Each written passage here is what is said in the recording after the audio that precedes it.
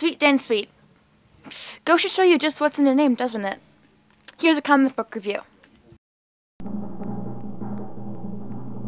Crush. Kill. Destroy. Now let's listen as Sweet Dan gets his Avengers on, heroic age style.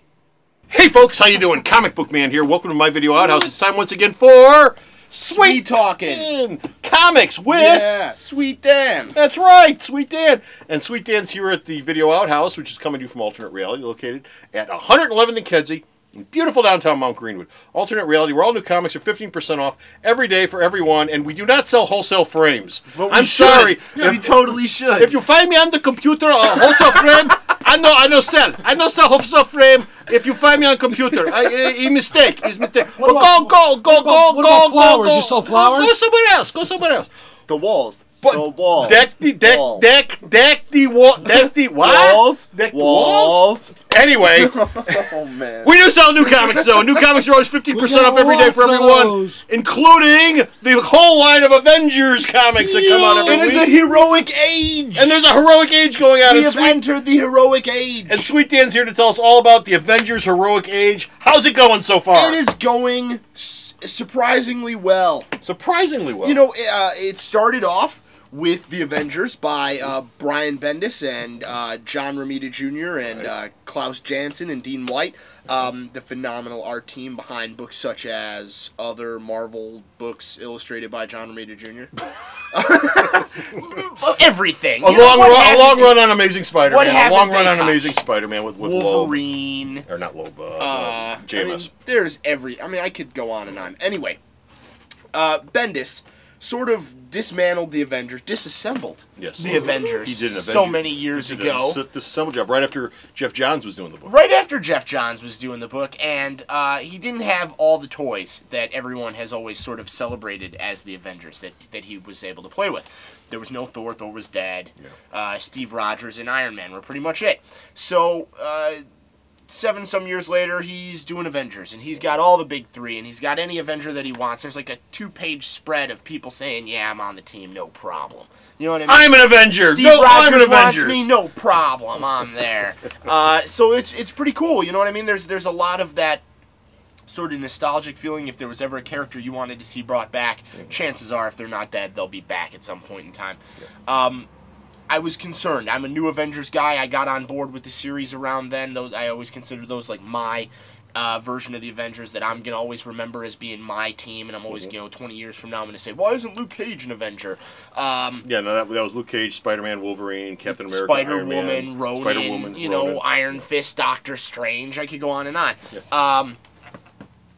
I was worried. I wasn't sure I was going to like the tonal shift from a street-level team to the Earth's mightiest heroes of Thor and Bucky Cap. It's not Steve Rogers Cap, although he is prominently featured. You get Tony Stark. You get some Spider-Woman in there. You get some Hawkeye. Clint Barton as Hawkeye, not the younger Young Avenger Hawkeye, and not Clint Barton as Ronin. But Hawkeye. Hawkeye. You get some Spider-Man. You get some Wolverine. There's a lot to like about this book. Okay. It starts by bringing in the obscure characters created in the cartoon version of Avengers Next. Avengers Next, yeah. Those characters are brought in. That was a straight-to-video cartoon that they did. Younger Avengers set in the future. Sort of the Avengers kids set in the future against like a tyrant. Well, I don't want to say because that character is also brought in at the end of the book. So, blah, blah, blah. There's a lot of cool stuff going on. The children of the Avengers are said to be despot rulers of the future. Sort of an authority take on what would happen if the Avengers sort of took over the world. Kang the Conqueror shows up all of a sudden and crashes some Avengers dinner party, and Thor knocks him out of a window, and he sort of says, hey, wait, I've got this doomsday device created by Tony Stark, and if you guys don't listen to me, I'm going to blow up the world. So they listen. I guess. And they have to. They really have to. And he tells them what's going on, and ultimately by the end of the book there's a little twist, and you find out Kang isn't necessarily operating on his own merit and stuff like that. Blah, blah, blah. This is really fun, and I was wrong to doubt it, and I think I'm stupid. No, I'm not stupid. I'm not stupid. You're a doubting Thomas. Doubting Thomas. Doubting Thomas. Good one. Doubting Thomas. I'm a doubting Thomas on this book, but now I was proved a wrong Thomas. He put his fingers in the holes and never mind. What are we talking about now? Doubting Thomas, look it up. So anyway, where do you think it comes from? This book is phenomenal. Yeah. If you haven't read it yet, go get it, please, because you're missing out on some good Avengers stuff with which is still very much in the vein of Bendis Avengers. Okay, second up is chronologically in the order they came out. That's right. Secret Avengers. Secret Avengers came out the following week. You like how I did that? I did. It's like I'm planning ahead. I'm behind a bit. I haven't been around in a while. Okay, Secret Avengers. Secret Avengers. Which doesn't have the classic team members in it. Doesn't have a classic team. There are classic team members on it. It doesn't have the feel of an Avengers book. It's not written by Bendis. Okay. It's written by Ed Brubaker, who also writes Captain America. Wow. Who also wrote Captain America, and this is very much still a Steve Rogers team. Okay. Steve is featured prominently. This is his Black Ops team of Avengers, which is pretty commonplace. Every superhero team has a Wetworks team behind it these days. So this is sort of replaces not Secret Avengers. Dark Avengers. I would call it the Dark Avengers of the Avengers. Yeah, it's still illustrated by Deodato, who has this mastery over shadow and sort of shady spy business. So it really captures that look and feel pitch perfectly. Beast, Moon Knight, Ant-Man, Valkyrie, Black Widow, Steve Rogers. What else do you need on this team? Well, you know what you need? You need one more book, and that's Avengers Prime. And that's sort of something that I sort of hit a faltering point at. Oh, really? I was really looking forward to this. This is a miniseries. This is ongoing. Yeah. This is a miniseries, 5 issues. I was really sort of not prepared for what this was. This sort of takes a step back. Okay. And launches immediately after the Siege of Asgard. Asgard has fallen. The heroes have won. They're cleaning everything up.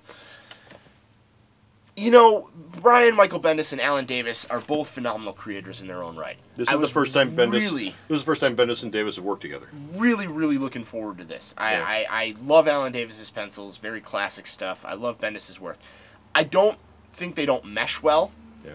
I think that I haven't seen enough of where it's going. You know how Bendis has this knack for starting a series so slow, and you don't really know what's going on until the final issue or the penultimate issue or the third issue, maybe on the last page they'll let you know. So I feel I might be prejudging this a bit, but I feel like the pace is off. Okay. I feel like the business with the Enchantress and all this stuff with Steve and Tony and Thor all being transported to different dimensions is cool. Yeah. You get to see Steve sort of a beat down to a gang of trolls that are hungry for Thor's blood and stuff like that. I need to see more of it. Well, the point behind this book is to take the original 3 who haven't been friends for a while, for different reasons. And if you've read the Avengers and Thor and Civil War and all that, you know reasons why they haven't got along. But to take these guys and to make them friends again, or at the very least, get them to work with each other and respect each other and understand each other on some sort of level, so they can go back to being a team together. And we'll see what happens, because obviously it bridges the gap between Siege and this. Yeah. You know what I mean? So I feel like they might have misfired by not sending this out immediately after Siege and then making me wait a couple weeks for one of these 2 books. Well, it's probably one of those things that by the time this comes out and this is out for a couple of months, it'll all make sense the way it all fits together. Maybe. So I'm a go on all 3. I think all 3 are pretty good. I think this one is a little less good than the others, but again, it's 5 issues or so. I'm anxious to see where it's headed. Okay, so stop off the store's website, read his reviews of this and thousands of other books. Thousands. And where's the store's website at? Sarah knows. www.myalternatereality.com. Tell your friends. So stop off at the store's website, check out all of Dan's reviews, and until next time, this is Comic Book Man. This is Sweet Dan Sweet. Saying, bye! Marvel's rebooted the entire Avengers line, and to celebrate, the hero of the month this month is the Avengers! That's right, all of my Avengers trade paperbacks are 25% off this month.